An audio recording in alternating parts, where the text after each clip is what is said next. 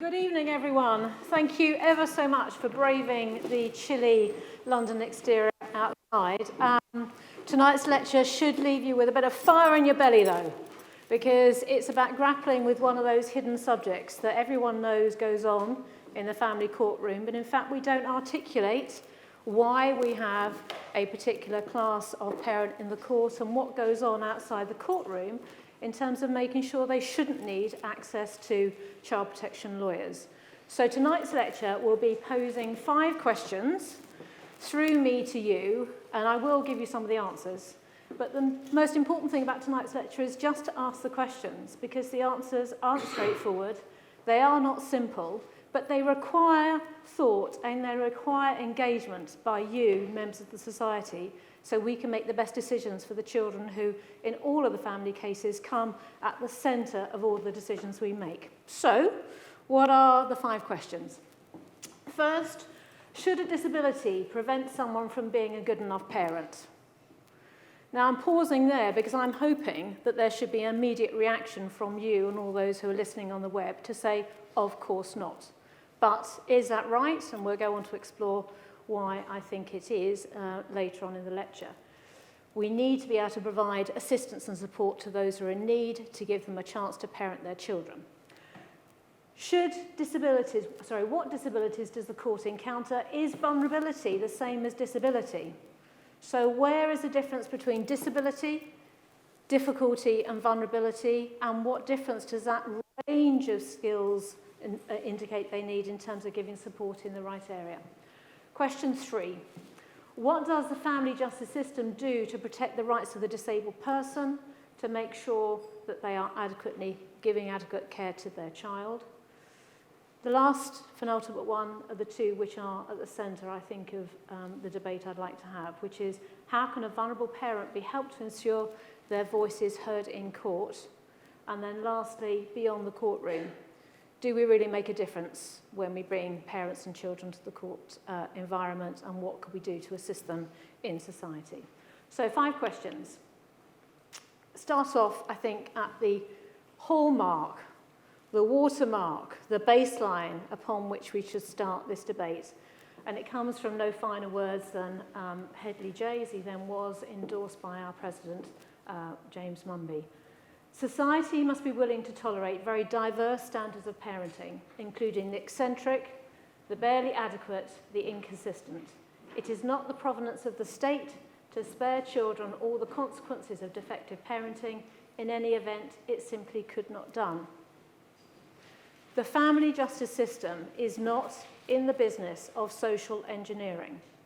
We do not and should not remove children from parents who are poor in education, expectations and employment to place them in a more well-manicured, tended garden with pots and pans and pets, with middle-class people who can look after them and wish to look after them. It is not adoption by default. That is not the ethos of the family justice system.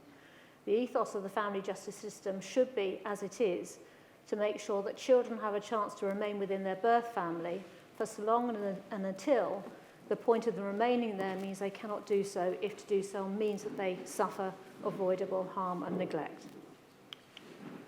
So what's this lecture about? Well, the lecture is about disability.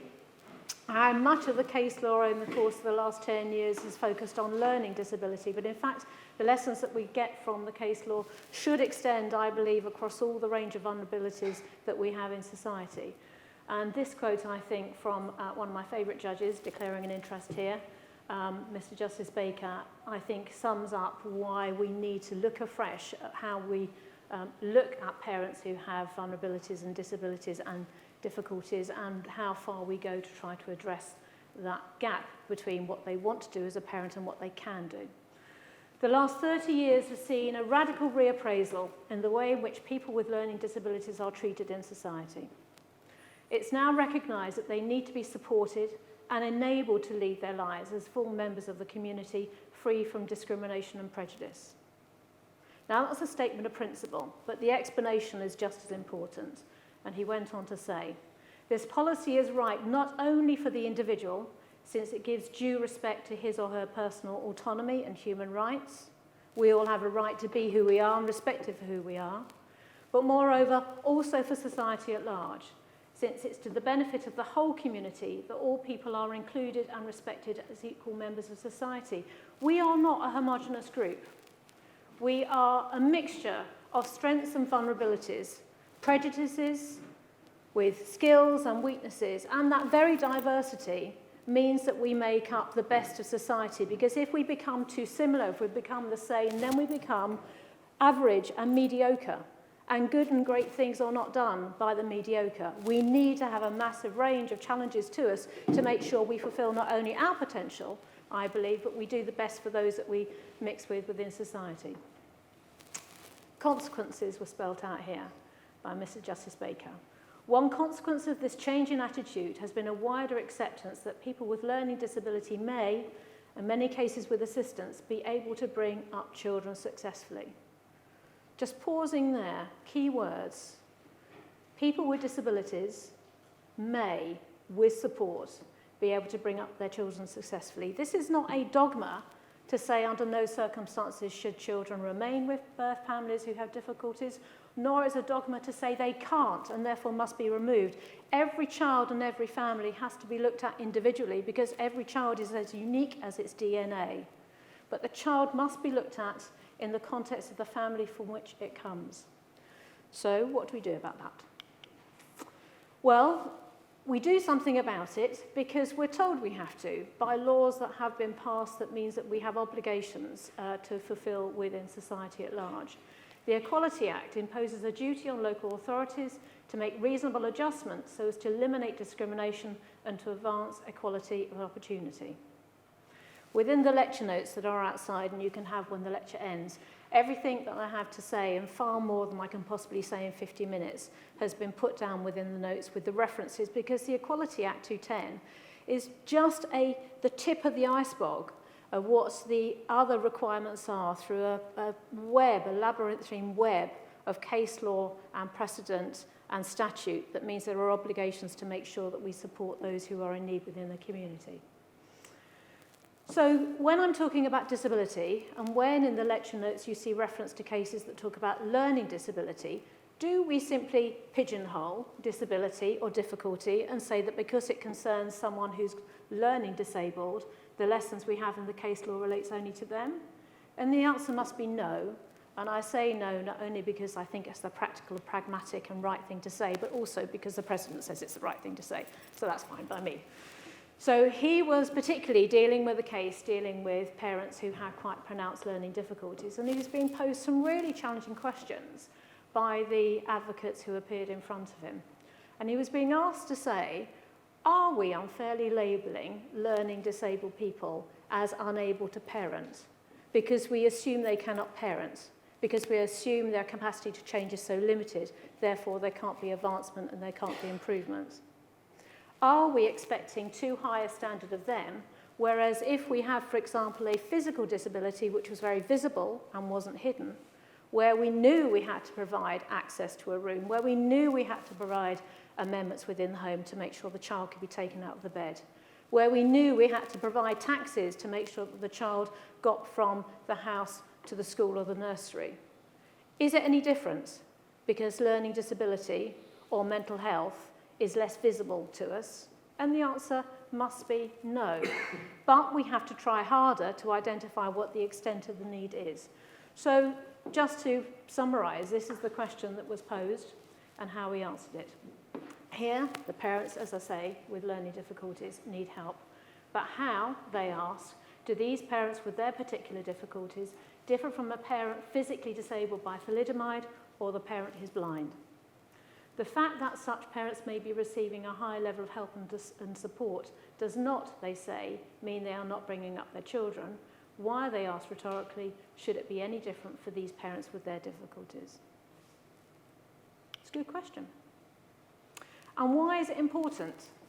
It is important because we within the family justice system know that family ties should not be severed save in very exceptional circumstances. Everything we can do within a legitimate margin should be done to preserve personal relationships and, where appropriate, to rebuild a family or even to build a family. It's not enough to simply say that a child could have a better upbringing, a better outcome placed in a better, more resourced family.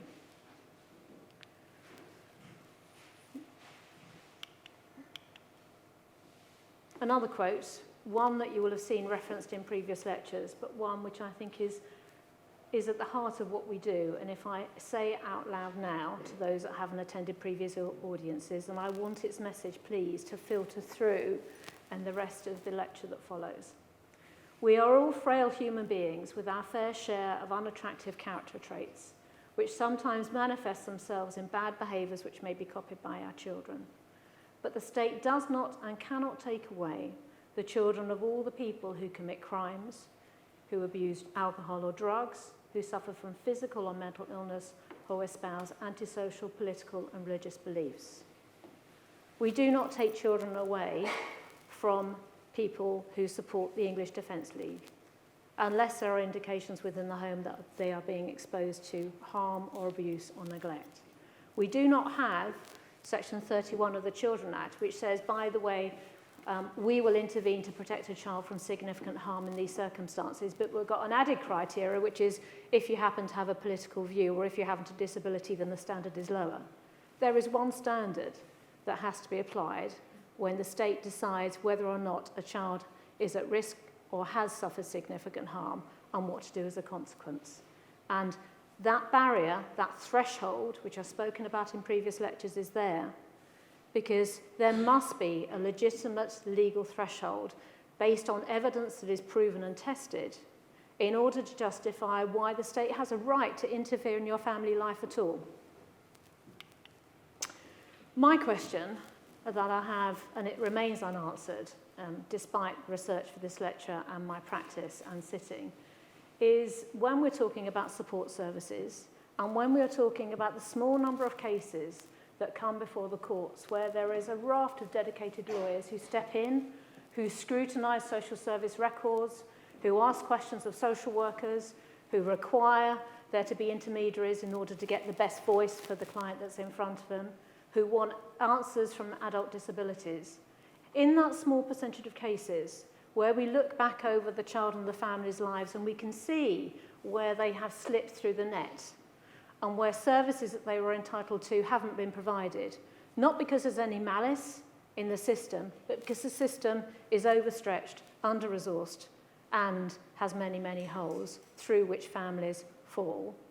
There are a small percentage of cases where we can come in and we can ask questions, we can make changes, we can require care plans, we can try to give the child and the family the best option. But how many families are let down at grassroots level because they are invisible to social services? And when you are talking about disability or vulnerability, you are talking about that particular class of parents who are likely to be the least able to articulate that they need help. And when they do say they need help, they're least able to challenge a decision they're not entitled to it. And so they go, out of sight, out of mind, but not they and their families' needs do not correspondingly diminish. How many children are taken into state care, which we call accommodation, based on a voluntary agreement, because the parents aren't able to cope, when in fact with support, they may be able to cope, if support was targeted at their level of disability or their need. And in particular, how many children remain in that state of voluntary accommodation because the parents don't know that it's not a finite state, where they do not know they can challenge and ask for support to be given and to have their children returned to them under appropriate circumstances. And that's a loss for the parents, but the consequence for the child can be extremely profound. And this is why those questions are so pertinent, I think, and it's because of the interrelationship of the type of families that come before our care courts between disability, poverty and vulnerability. And that flow chart is there in a circle for a very obvious and profound reason, and that's because you do not label someone as disabled without realising that that disability occurs in the context of a social network, potentially a lack of support, where that brings about it other problematic behaviours, such as alcoholism, such as being targeted or abused by others, such as depression, which leads into a cycle of loss, including financial loss and poverty. So when one is looking to see whether or not a child can safely remain within its home cared for by its parents who are disabled, you cannot simply look at the disability without looking at the consequences of that disability and the fact that that disability happens to a family, a real family, not a number, not a label, who may have a catalogue of reasons why they have struggled. There is no simple answer, but it requires engagement with the whole of the fabric of the family, not simply the label of disability. Children of parents with learning difficulties often do not enter the child protection system as a result of abuse by their parents. More regularly, the prevailing concerns centre on the perceived risk of neglect, both as a result of the parents' intellectual limitations and the impact of social and economic deprivation commonly faced by adults with learning difficulties. Now, that quote came from a case which, if any of you have any interest in the rights of the disabled, you should read. It's an Irish case, Gill and Jay, but the profound wisdom with which that judge tackled the difficulties of the parents in front of him and then tried to extend his learning to extrapolate guidance for the rest of us, which should be applied, is a case that I would recommend to you more than I think almost any other. Because when you have a case which sets out what should be done, as well as what can be done, and how it can be done, that threefold approach, which one rarely gets in any joined-up thinking. And when you know that that case has been so well crafted that the President embraces it and it becomes the benchmark upon which we adopt these cases, then that's the one to go to. I mentioned that quote and those words because it brings me around almost 360 degrees to one of the first lectures I gave as your professor, which was to identify the nature of the clients that come before the child protection system, because those clients I come across when I'm acting as their representative as a silk, or those cases I come across when I'm acting as a judge, or those when I'm discussing cases with my friends and supporting others, have a hallmark which can be broken down into three composite ingredients, I think, which is poverty. Clients that we have are poor in income, education, and opportunities. They're vulnerable through drug addiction, alcoholism, domestic violence, and quite often come with a historical history of abuse themselves, and disability, mental health, learning difficulties, physical disability, as I say, alcoholism.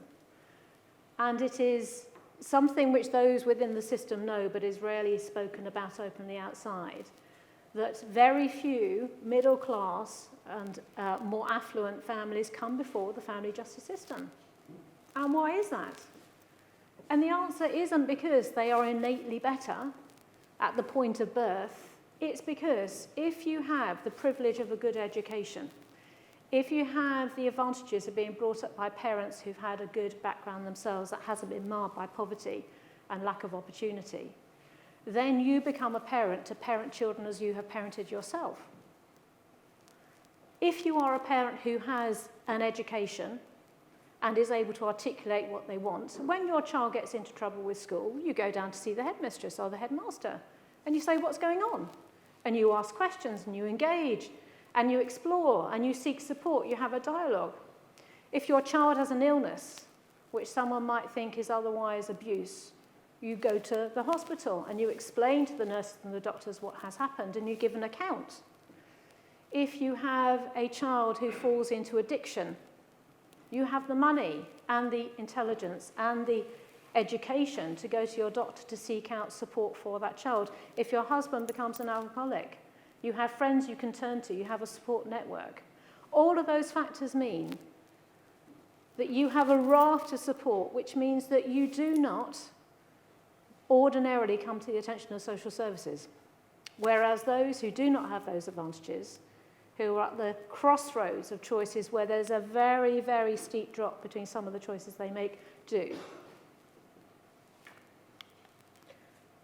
But we need to think, because the balancing exercise that the judge conducts in court can't be swayed by sympathy for a parent and for the family of neglect it may come from, because ultimately the choice has to be made for the welfare of the child, which trumps whatever degree of sympathy and compassion you might have for the reasons why the parent and the child is in court. Because if you are looking at disability and you have identified whatever package of support is necessary to enable the parent to properly parent the child, but that package of support is so intense that effectively you have a raft of professionals coming into the family home to ameliorate the deficits in parenting, to the point where that constant roster of professionals coming into the home effectively means that the professionals, an ever-changing sea of professionals, are effectively parenting the child, then that comes at a point where your desire to enable the child to be brought up by its parents has come at the cost of the level of burden intrusion on the child's life with a lack of single identifiable careable parent. That means that that balance has to then shift in favour of seeing if the child needs alternative parenting. It's a high risk scenario because if we make the wrong choice, if we remove children from disabled and vulnerable families because we don't put the support in when it would otherwise make a difference, if we remove those children, we place them for adoption, a closed adoption, which severs all legal ties with the birth family, and we get it wrong, then we have made a profound mistake for the child and for the family. On the other hand, if we leave the child with the family, but the support services either aren't utilised by the family or they fall away, we again do a grave disservice to the child because we expose it to a risk of harm and neglect and impairment of its development, which otherwise we could have protected it from. There is no easy answer in the family court system. What there is a child and a family and a list of issues to be explored with the greatest degree of skill and dedication that one can bring to bear upon the subject. So, what disabilities does the court encounter? And is vulnerability the same as disability? Well, a non-exclusive list, but just to give you an idea: physical disability, autism, deafness, Asperger's, blindness, mental disorders, learning disabilities, language impairment. So things that aren't obvious, that don't have a label, that don't come with a tag that you can easily attach things to. All of those things are more, and moreover, not as singles. If you have any one of those problems, for the reasons I've said before, because with disability comes vulnerability and often poverty, then you are likely to encounter a range of issues which come in addition to the disability or difficulty itself. And what if, for example, you have a parent who is deaf? Well, that's fine. You get interpreters, don't you, in order to give them a voice in court. But what if the interpreter is a British interpreter, BLS, British language, and you have a Bengali parent in front of you? Well, you can't write things down because they're illiterate. And you can't take things very slowly because simply writing things down or getting an interpreter isn't good enough because they have profound learning disabilities. And then on top of that, they have mental health issues. Now, just in case you think I'm over-egging the cake here, I'm not. That's a case I dealt with as a judge. It came before me as a final hearing where, with the best will in the world, the advocates and the judge hitherto in case management had thought that as long as they had the adult support worker in court, and as long as they allowed breaks in the evidence, and as long as they spoke very, very slowly, then it would all be all right. But it clearly isn't, and it wasn't, which is why in that case, I asked for an intermediary to be approached in order to guide me through what the level of need was, and I'll explain what an intermediary is slightly later in this lecture.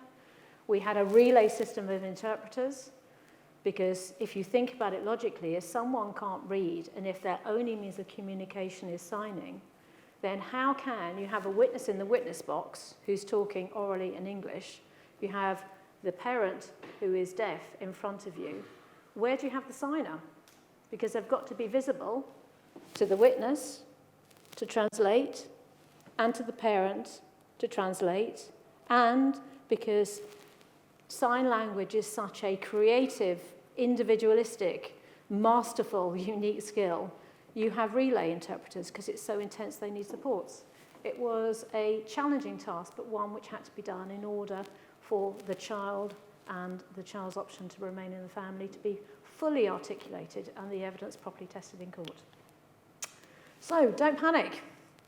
If you work hard, if you ask the right questions, if you turn to the right people for support, and if you are prepared to say, I don't know, even if you're the advocate, the lawyer, or the judge, then there are the tools available in order to make the decisions to help you come to a conclusion. Because we are in this business, we are in this job, because we actually embrace what seems to be a bit of a revolving door, but the Lord Chief Justice in his welcome speech upon taking office in October 2017 exhorted to be the principle upon which justice should work.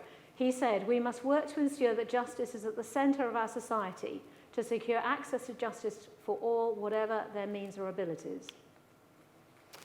Vulnerability. I've talked about disability, but I do not think there is anything so distinct as disability, difficulty, and vulnerability. They are all shades, and the question is, at what point does the person's difficulty or vulnerability or disability become so significant it impacts upon their capacity to play a part in the court system? And I'm strengthened in that view because if I look at the Convention of Rights of the Persons Disabilities Act 2006, I can see that the very concept of disability being a fluid state is one that's been embraced and endorsed. It can change by society from society. It can change from day to day. It can be transient. It can be situational or environmental. So if I come to court and I make a decision based on my client's interaction with me at that one particular morning, that she is not as vulnerable as I had fear from looking at the papers, that means I need to inquire what's calmed her down, how she is. It does not mean that that snapshot means that she has no needs. Tick done, move on to the next level. There is a constant duty on all of us to make sure that we constantly assess, evaluate, and ask challenging questions discreetly, in a positive way and without judgment, to make sure that clients who appear vulnerable are not those who have a hidden vulnerability which we're not identifying. Mr. Justice Cobb gave a phenomenal keynote speech to the Family Law Bar Association in November 2017. And I'm going to pluck this particular paragraph from his lecture because I can't improve upon his words. Vulnerability is not a homogeneous concept. It manifests itself in many forms. Some exhibit their vulnerability visibly and unmistakably, others subtly, silently, and discreetly. There are those whose vulnerability is defined by their age, the children and the elderly, or mental incapacity. There are those who are paralyzingly vulnerable because of the behaviours of others towards them, suffering intimidation and persecution. Some deliberately hide their vulnerability out of shame or fear. The spouse who bears the emotional and unhealed wounds of years of control and coercion. And then there's a cohort populated by many others, including those with learning difficulties, dyslexia, dyspraxia, behavioural disorders, ADHD or Asperger's syndrome. The list goes on, but it's the next category that requires your attention. There is a huge class who aren't readily defined or identified by label or category, but who are vulnerable because of the legacy of their own upbringing. Adults who as children were abandoned, criticised, overprotected, abused, deprived, or received parenting which simply was not good enough. And because that impacted on their pattern of behaviour in their childhoods, it has reverberated through their adult lives, and they go on to be parents who repeat those characteristics tragically, recreating the very situations which they themselves were mistreated under. That is the large class of the vulnerable, and I refer to them as being vulnerable by adverse experience. I think they are powerful and profound words. Parents do not come to you with signs around their neck. They may have many tattoos, but the one they won't have on their forehead says, "Help me." It won't say, "I am an alcoholic." It won't say, "I left school at the age of 14 with no qualifications, and by the way, it was a special school." Parents do not come to you with their cap in hand saying, "I have this need, help me." You have to inquire of them, and you have to inquire in a way which shouldn't make them ashamed of their past, because you need to explore how best they can give their evidence, because unless you do, When this court is deciding what to do with their child, they are not going to have a chance to give you the best instructions. And without giving you the best instructions, you can't enable the court to have the best evidence to make the best decision for the judge. So you don't simply pick up a brief, unblinkingly, unthinkingly, read the black and white words on the page and go in and simply act on what you are told. You inquire. You have to be inquisitive. You have to be curious. That's the hallmark of the best lawyers. Those that go out and seek answers to questions which have occurred to them and them alone. And that takes me to question 3. What does the family justice system do to protect the rights of the disabled person to be a parent and the child to be adequately parented? Just to give you an idea about the scale of the problem, and focusing back on learning disabilities for the moment. A number of studies, and there are so many, but I wanted to pull out some that showed a slice of time to give you a bookend between markers. So Broadhouse 2012 did a study showing out of 30 birth mothers whose children had their children removed, there were major issues which affected their capacity to make choices and positive choices for their children. Mental health issues and learning disability being just 2. When you look at learning disabilities and you take a snapshot between 2004 and 2013, 12.5% of parents involved in care proceedings had learning difficulties. That was seen in 2008. And then you got 1/6 in 2004. That's a pretty constant level. And so why is it that the guidance we have, which I should come to in a moment, published in 2007, had to be republished in 2016, which provided all the tools and information professionals to have at their fingertips to work out how to provide support to those who had learning disabilities? How come in between 2007 and 2016 there is a catalogue, a whole library of cases where things haven't been done in the community, where the professional guidance is there to say not only what should be done, how they should be done, and when they should be done? This is the guidance, good practice guidance on working with parents with a learning disability. Catchy title, not going to be one that your client's going to read. It's one that the professionals need to read. It identifies really clear ways in which you should identify when support is required, when it's not been asked for, and what you should do to deliver it. Accessible and clear information is one of the key things which should run through everything we do when there are parents with disabilities. Because unless you provide information in an accessible way, and you have ways of making sure that that information has been received, internalized, understood, with ways in which you can then apply it, we get nowhere. Because otherwise we have blank faces in front of us who simply don't understand what we're talking. I could be talking Cantonese to them and they're an English speaker. So it has to be clear, short, explainable, non-jargon language with a method by which you explore how the message has been understood. And there's nothing wrong with drawing pictures. I draw pictures all the time. There's nothing wrong with doing something so basic as pulling out a letter to your client which told her that unless she turned up at the social services office at a certain time at a certain point, they would take that as a sign of non-compliance and they were seriously considering about taking legal proceedings. And what you do is you get that letter out and you show it to your client and you give them a highlighter pen and you say, can you just highlight on this piece of paper, please, those words that you understand? And what do you find if you do that, as I did? A name is identified, her name. Another name is identified, the child's name. The school is identified because for many, many, many years they've gone along and seen that sign there. They associate that shape of the letters with the place, and that means it's a school. But what they can't read is everything in between that says, we are worried about you based on this evidence. That remained entirely virgin of highlighter. And so it's no surprise my client didn't turn up a meeting. She thought she was being told off yet again for not getting the child in school. That's a very, very different thing from being told that because your child isn't going to school and because you're not making appointments with social services and because they're worried about the standards in your home, they're thinking of starting care proceedings. There is nothing wrong in drawing pictures or using colours and flags and symbols. We should be doing them more often. Key points of practice. People with learning disabilities are individuals first and foremost, and each has the right to be treated as an equal citizen. Courts must take all steps to ensure that people with learning difficulties are able to actively participate in decisions. Don't judge competency against stricter criteria or harsher criteria. And don't focus so much on the child that you don't take account of the disabilities in the parent, which can be addressed. Don't put up barriers to communication. And don't assume that one cannot parent until you've properly explored whether with support you can parent. Parenting with support, a key phrase.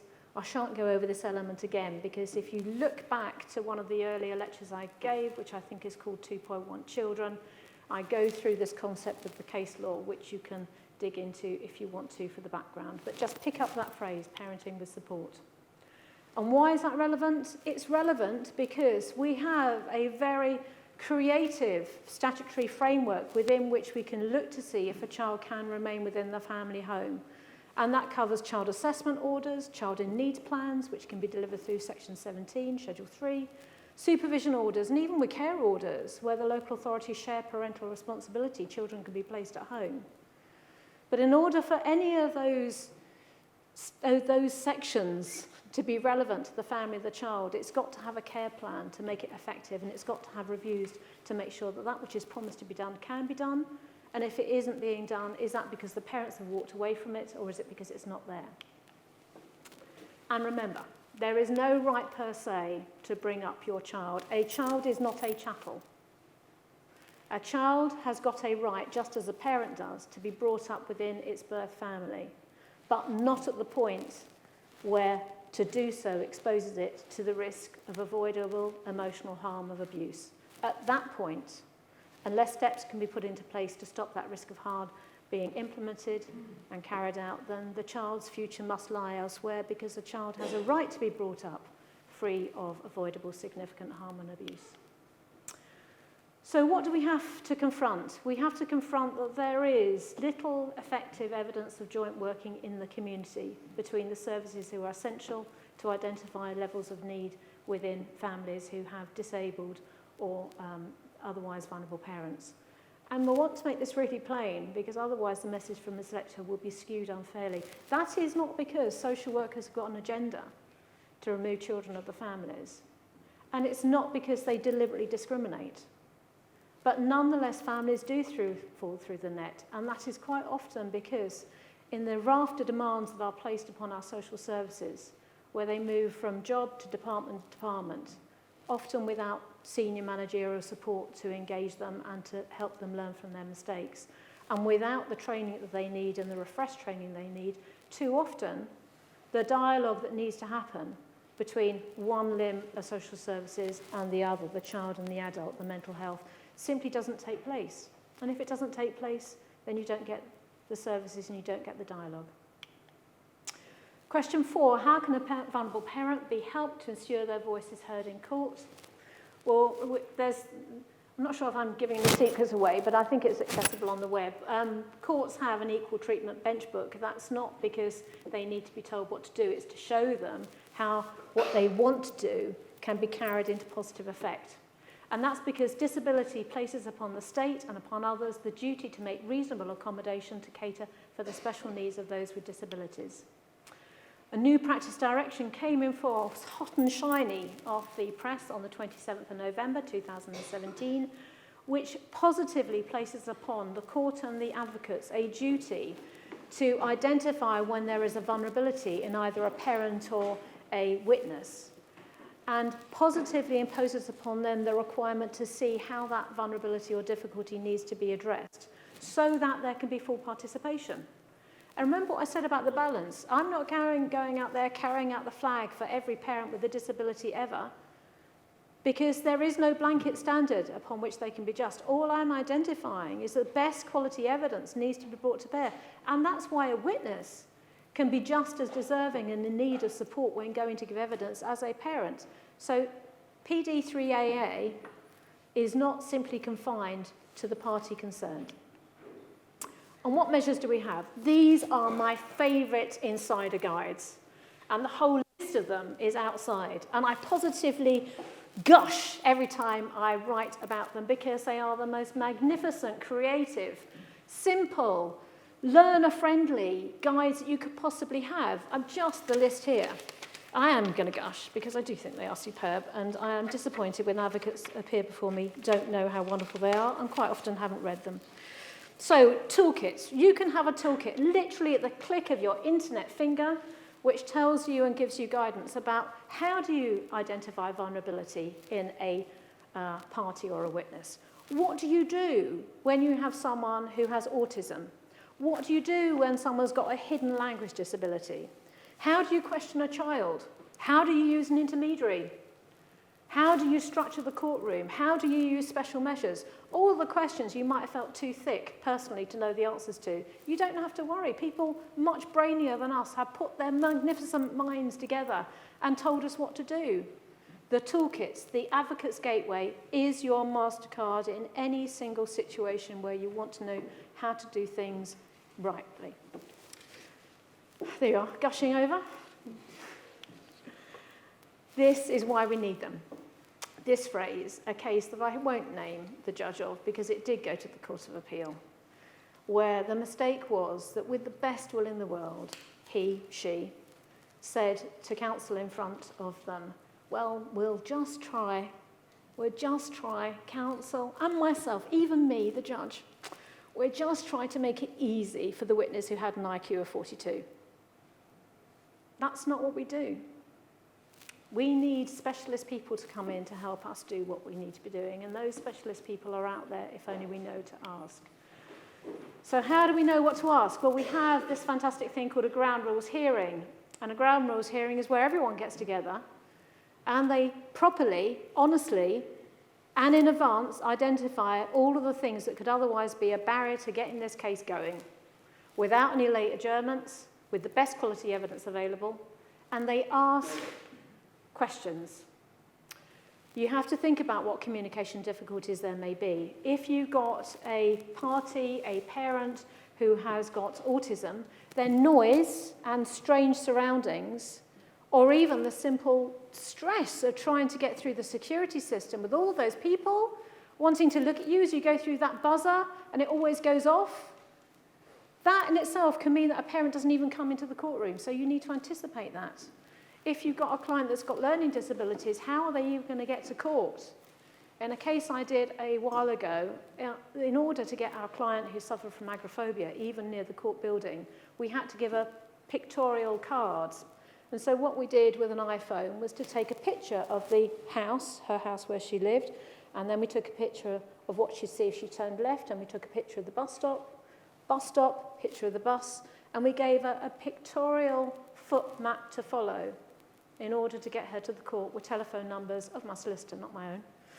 There are some limits, in order to get her through the court building, because unless we get the parents in the court building, we can't do anything with them. So you need to think creatively about what you do. Intermediaries are where your skills become so woefully inadequate that you need someone to come in and help. Intermediaries are effectively there to undertake an assessment of the vulnerable person or the witness, to identify whether a particular disability has an impact upon their ability to engage or participate, and then to provide ideas about how you might overcome that disability. Effectively, you need to think ahead. Questions. And the purpose of the questions is because what you want is calm, attentive, and engaged witnesses giving calm, focused, reliable evidence before you. And you think about the questions. How long are the questions going to last? Are you going to avoid jargon? Are you going to keep sentences short? Are you going to avoid doing what all of us love to do, whether we're juniors or silks or solicitor advocates, which is to make speeches instead of a question? How are you going to adjust your questioning style? Are you going to have breaks in the evidence?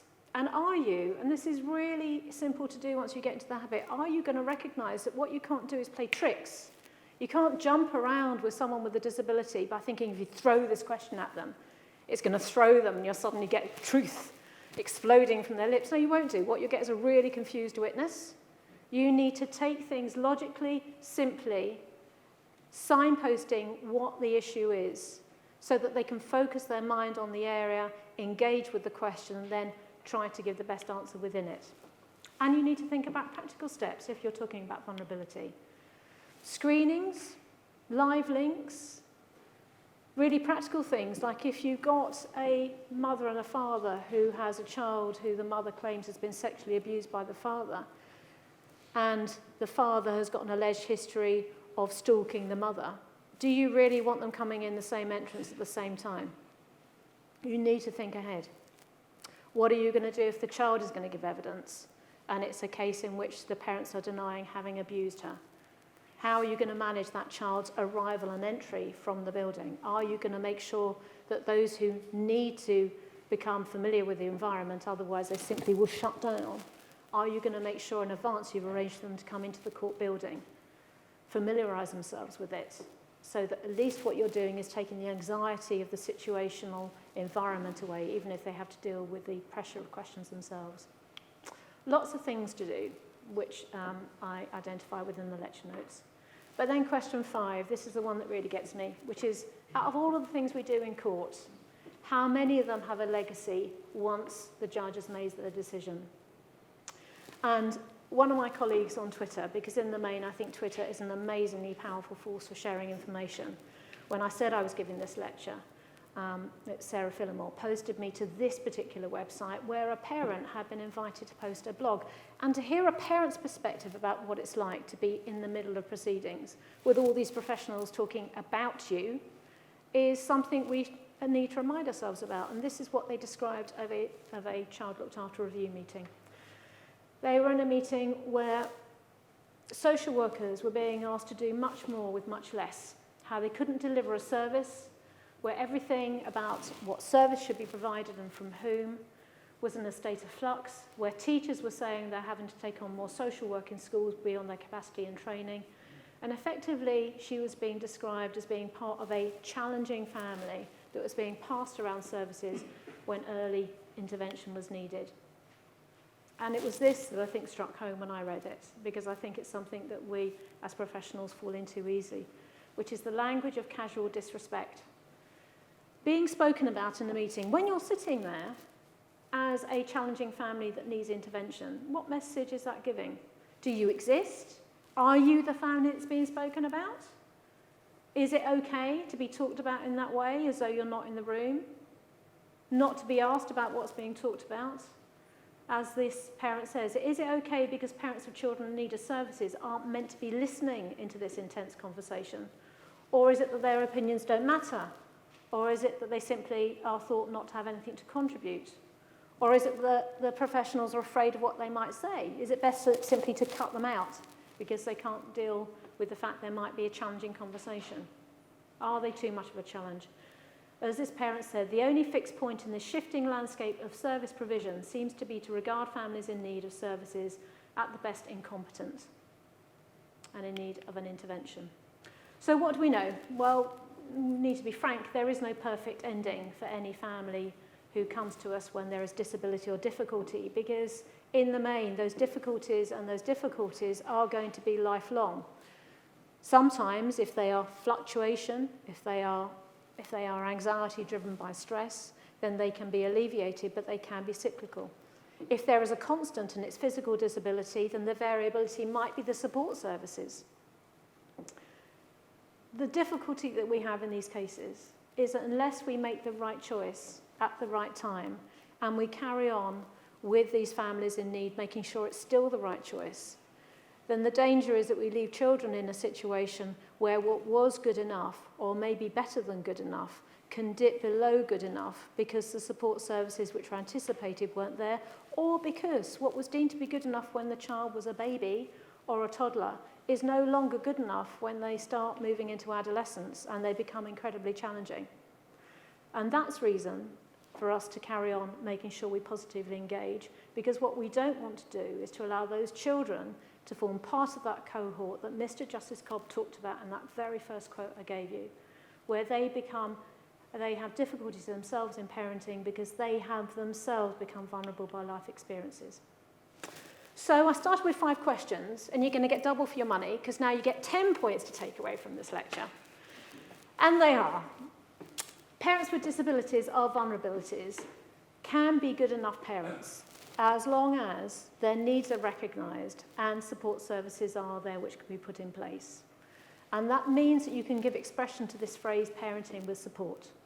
And you need to look at the families individually and not on a homogenous mass, and not to let unconscious bias slip into your assessments because you simply assume they cannot do what needs to be done and they cannot change. And that's because multi-agency work and reflective multi-agency skilled work is critical to signpost what they need and to deliver it. Courts need to be careful to ensure that the inability of the parents to engage is not itself a consequence of the professional's unwillingness to engage or inability, whether because of lack of knowledge or lack of time. And there's a range of creative tools which we have within all of the raft of the legal provision and the social services and the legal network in order to make sure that what support is appropriate is delivered.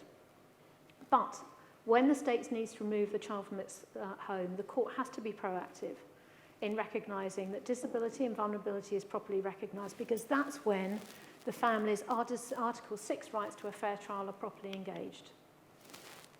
Last 3 points, though, and they're the last 3 because I think they are the most important.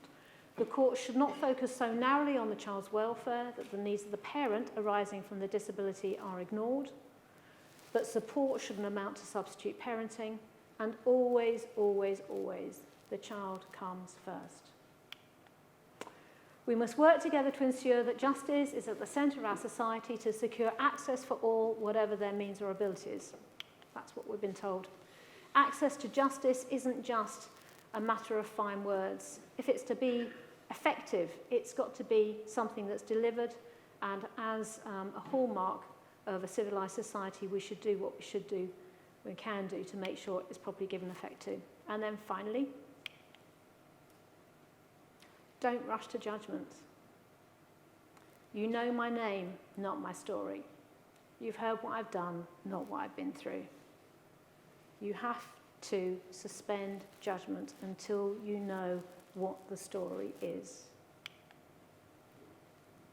Vulnerable by adverse experience, that phrase, take it home and reflect. We've got a duty, he said, and these are my closing words, and I shall say no more after these 2 paragraphs. We have a duty to recognise the fragility and vulnerability of the many who seek access to justice in these difficult times and circumstances. In order to deliver effective justice, we must continue to remove impediments to their routes of access to justice, to innovate and position the vulnerable at the centre of our practices now and in the future. And I don't think I can perfect on that, but they are words of wisdom, humanity and common sense, and we are very lucky indeed to have judges of that calibre making the type of decisions which are the hardest to make and which I, for one, am very grateful I do not have to do. So thank you very much for listening. That takes me to the end of this lecture. The next one is going to be a bundle of laughs.